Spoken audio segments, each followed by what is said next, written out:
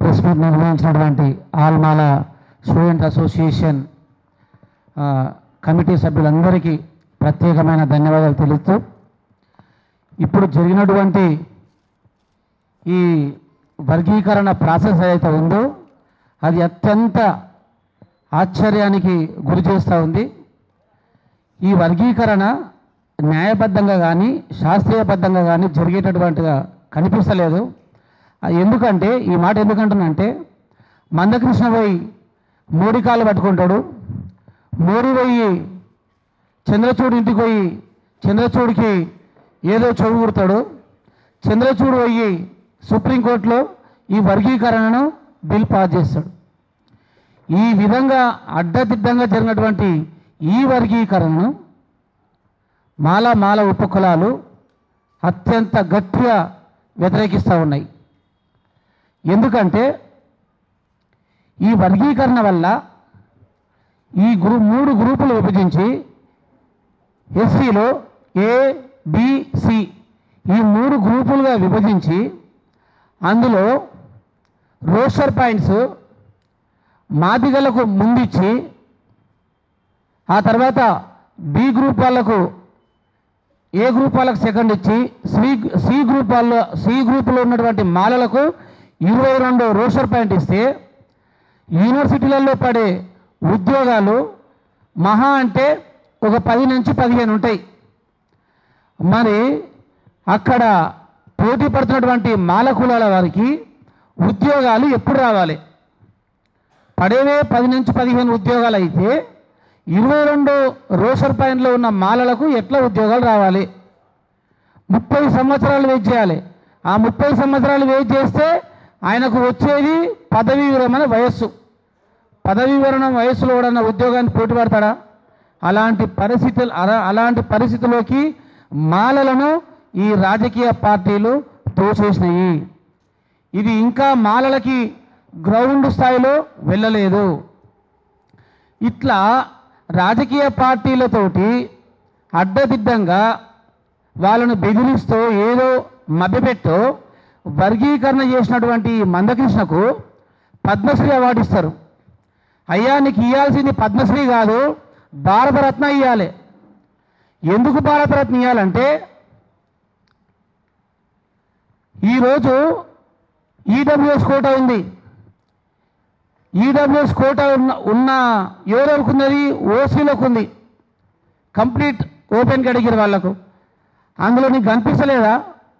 అందులో ఉన్న ఎవరైతే ఓసీలో కూడా ఎంతమందికి సమాన అవకాశాలు వస్తున్నాయి? అది కనిపిస్తలేదా నీకు? సామాజిక ఒక వ్యక్తికి పద్మశ్రీ ఇవ్వాలంటే అతనికి కంప్లీట్గా సమాజం పైన సేవ చేసో సామాజిక ఉద్యమం చేస్తే సమాజంలో ఏదో పొడి చేస్తే ఆ పద్మశ్రీలో పద్మభూషణో పద్మవిభూషణో భారతరత్న ఇవ్వాలి. ఈయన ఏం చేసిండు? కేవలం ఒకే ఒక్క మాదిగ కులానికి లబ్ధి చేకూర్చడానికి చేసినటువంటి ఉద్యమానికి మీరు పద్మశ్రీ ఇస్తారు. మరి సమాన అవకాశాల కోసం నువ్వు ఉద్యమాలు చేస్తే రేపే పోదాం. ఈడబ్ల్యూఎస్ కోట ఉంది కదా, ఆ ఈడబ్ల్యూఎస్ కోటలో కూడా వర్గీకరణ కావాలి మనకు. దానికోసం ఉద్యమం చేద్దాం. ఈ ఉద్యమంలో కనుక నువ్వు పార్టిసిపేట్ చేస్తే, ఈ ఉద్యమాన్ని కనుక భుజాన వేసుకుంటే నీకు ఏమి ఇవ్వాలి? పద్మశ్రీ కాదు, భారతరత్న ఇవ్వాలని మేమే ప్రతిపాదన పెడతాం. కాబట్టి మందకృష్ణ గారు, మీరు ఇలాంటి చిల్లర రాజకీయాలు చేయకుండా మన ఐక్యత కోసం మీరు కొట్లాడండి. ఈ వర్గీకరణ కూడా శాస్త్రీయ పద్ధతిలో జరిగేటట్టు చూడండి. 5%, మాలలకు 5%, మీకు 9%. అయ్యా 1997 నుంచి 2004 వరకు ఉన్న ఈ వర్గీకరణ పీరియడ్లో మాదిగ ఉపకులాల వారికి ఎన్ని ఉద్యోగాలు వచ్చినాయో షమీం గారు మీరు తీశారా? లెక్కలు తీశారా షమీం గారు? వర్గీకరణ ఉన్న పీరియడ్లో మాదిగ ఉపకులాలకు ఎన్ని ఉద్యోగాలు వచ్చినాయి? మీరు లెక్కలు తీయండి ఫస్ట్. అప్పుడు ఆ పీరియడ్లో కనుక 2004 కంటే ముందు వర్గీకరణ ఉన్న పీరియడ్లో మాదిగ ఉపకులాలకు ఎన్ని ఉద్యోగాలు వచ్చాయో లెక్కలు బయట పెట్టండి. అప్పుడైతేనే దీనికి ఇప్పుడు చేస్తున్నటువంటి వర్గీకరణకు న్యాయబద్ధత ఉందని మేము నమ్ముతాము. లెక్కలు తీ షమీం గారు లెక్కలు తీయండి. మాదిగ